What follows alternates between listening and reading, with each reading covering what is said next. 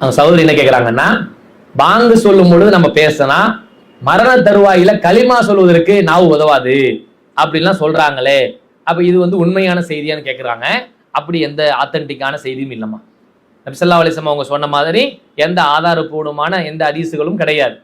ஆனா பாங்கு சொல்லக்கூடிய நேரங்கள் நமக்கு சொல்லித்தரப்பட்டிருக்க ஒழுங்கு என்னன்னு சொன்னா, பாங்கு சொல்லும் பொழுது அதற்கு பதில் சொல்லணும் நமக்கு சொல்லப்பட்டிருக்கு. இதெல்லாம் ஏன் அப்படி பயமுறுத்திருக்காங்கன்னா, நீ பாங்கு இந்த மாதிரி நீ மௌத்தா போமோ உனக்கு களிமா வராதுன்னு சொன்னா யாரா பேசுவாங்களா? அல்லாஹ் நம்ம களிமாவோட மௌத்தா போகணும் எல்லாரும் ஆசைப்படுவோம். யாருக்கு லா இலாஹ இல்லல்லாஹ் என்ற களிமாவோடு இறந்து விடுகிறாரோ அவர் என்றாவது ஒரு நாள் தஹலல் ஜன்னா, அவர் சொர்க்கத்துக்கு போயிடுவாருன்னு நபி ஸல்லல்லாஹு அலைஹி வஸல்லம் சொன்னாங்க. அப்ப அவர் சொர்க்கத்துக்கு போகிற அளவுக்கு என்னைக்காவது நம்ம அந்த களிமாவோட மௌத்தா போனா சொர்க்கம் கிடைச்சிருன்னு உறுதி. அந்த ஒரு ஈமான் அந்த நம்பிக்கையோடு நம்ம இறக்கணும்னு ஆசைப்படுறவங்க ஒரு பயமுறுத்திருக்காங்க. நீ பாங்கு சொல்லும்போது பேசுன, நீ மௌத்தா போகும்போது களிமா வராது அப்படின்னு அச்சமூற்றுக்காக சொல்லப்பட்டிருக்காங்களே தவிர, இஸ்லாம் நமக்கு இது அப்படி எந்த செய்தியும் சொல்லப்படலை. அப்படி எந்த செய்தி நமக்கு சொல்லி வழிகாட்டப்படலை. ஆனால் ஒழுங்கு என்ன? பாங்கு சொல்லும் போது பாங்குக்கு பதில் சொல்லணும். அல்லாஹ் அக்பர் அல்லாஹ் அக்பர் சொன்னா நம்மளும் அந்த மாதிரி பதில் சொல்லணும்.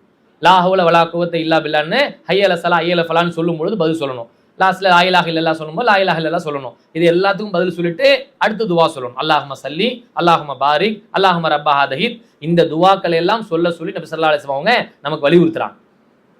இதெல்லாம் நமக்கு சொல்லுவது பாங்குக்கு பிறகு உள்ள ஒழுங்குகள். இந்த விஷயம் எல்லாம் தெரியாம சில பேர் என்ன செய்றாங்கன்னா, பாங்கு சொல்லிக்கிட்டே இருப்பாங்க, இவங்க பேசிக்கிட்டே இருப்பாங்க, போன் பேசிக்கிட்டே இருப்பாங்க, அவங்க மக்கள் ஒரு குடும்பத்தை பேசிக்கிட்டே இருப்பாங்க, டிவி ஓடிக்கிட்டே இருக்கும்.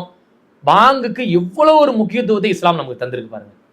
பாங்கு சொல்பவருடைய அவங்க அந்த மனிதர்களை நாளை மறுமை அல்லாஹ் உயர்ந்த சங்கைக்குரிய வானவர்களோடு அல்லாஹ் வைக்கிறான். அந்த பாங்குக்கு பதில் சொல்பவர்களுக்கு அல்லாஹ் பாவத்தை மன்னிக்கிறான். ஸலவாத் உருக்க சொன்னா அல்லாஹ் 10 முறை நமக்கு அருள் புரிகிறான். நபி ஸல்லல்லாஹு அலைஹி வஸல்லம் அவங்களுக்காக செய்யற துவா, இறைவா அவர்களை நாளை மறுமையில மகாமே மஹமூத் என்ற அந்த இடத்திலிருந்து அவரை நீ எழுப்புவாயாக. ரசூலுல்லாஹ்வுக்காக செய்யற மிக முக்கியமான ஒரு துவா. அந்த மகாமே என்ற இடத்திலிருந்து அவர் எழுப்புன்றது எவ்வளவு முக்கியமானது. ரப்ப அல்லாஹும்ம ரப்ப ஆதகி தாவத்தி தாமத்தி வஸலாத்தி அந்த துவா ஓதுறோம்ல, அது ஃபுல்லா ரசூலுல்லாஹ்வுக்காக செய்யற துவா. அப்ப இவ்வளவு முக்கியமான துவாக்கள் நம்ம செய்யாம அல்லாஹ்வுடைய அருளை பெறாம இருந்தோம்னா அவருக்கு எப்படி அல்லாஹ்வுடைய அருள் கிடைக்கும்? அவர் நல்ல விஷயங்கள் அவர் எப்படி ஈடுபடுவார்? அவர் பாவங்கள் எப்படி மன்னிக்கப்படும்? அப்ப இதெல்லாம் நம்ம அலட்சியப்படுத்தக்கூடாது. நமக்கு தான் தெரியுமே அப்படின்றது இருக்கக்கூடாது. வரல பாங்க சொன்ன உடனே அம்மா டிவி சைலண்ட் போடுங்க, அமைதியா உட்காருங்க, பாங்க பதில் சொல்லுங்க. இந்த ஒழுங்கு நம்ம பிள்ளைகளுக்கு சின்னதுல இருந்தே சொல்லி கொடுத்துட்டே வந்தா ஆட்டோமேட்டிக்கா அவங்க செய்வாங்க.